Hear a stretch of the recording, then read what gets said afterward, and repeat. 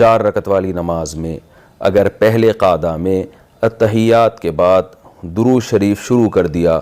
اور آدھا درود شریف پڑھنے کے بعد یاد آیا تو کیا سجدہ سہو کرنا واجب ہوگا یا نہیں؟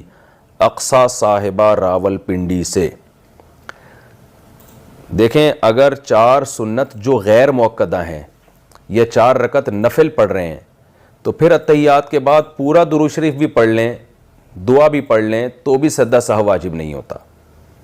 لیکن اگر 4 سنتیں مؤکدہ پڑھی جا رہی ہیں یا 3 رکعت وتر پڑھے جا رہے ہیں یا کوئی بھی فرض نماز پڑھی جا رہی ہے تو اس میں 2 رکعت کے بعد کھڑے ہونا تھا اور اتحیات کے بعد درود شریف پڑھ لیا ایسی نماز میں اور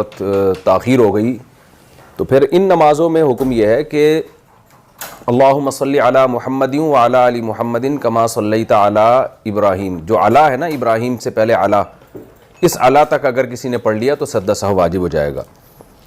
اور اتنی تاخیر پر سجدہ سہو اس لیے واجب ہوگا کہ اس بارے میں کوئی حدیث تو نہیں ہے کہ کتنی تاخیر پر واجب ہوتا ہے، تو اس لیے فقہا کا اختلاف ہوا ہے، تو بہت سارے اقوال ملتے ہیں فقہا کے، تو ہمارے نظر میں راجح قول یہ ہے کہ نماز کی جو 3 تسبیحات ہیں نا وہ پورے ایک رکن کے برابر ہوتی ہے، تو ان 3 تسبیحات کے بقدر اگر تاخیر ہو جائے گی تو یہ تاخیر ایک شرعی تاخیر کہلائے گی، جس کو شریعت میں معتبر سمجھا گیا ہے دوسرے مقام پہ، کیونکہ اس سے پورا ایک رکن ادا ہو جاتا ہے۔ تو 3 دفعہ سبحان ربی الاعلیٰ یا 3 دفعہ سبحان ربی العظیم، اس کے 42 حروف بنتے ہیں، تو یہ 42 حروف اعلیٰ ابراہیم تک بن جاتے ہیں۔ اور بھی اقوال ہیں، ہماری نظر میں راجح قول یہی ہے، تو کوئی کسی بھی قول پر عمل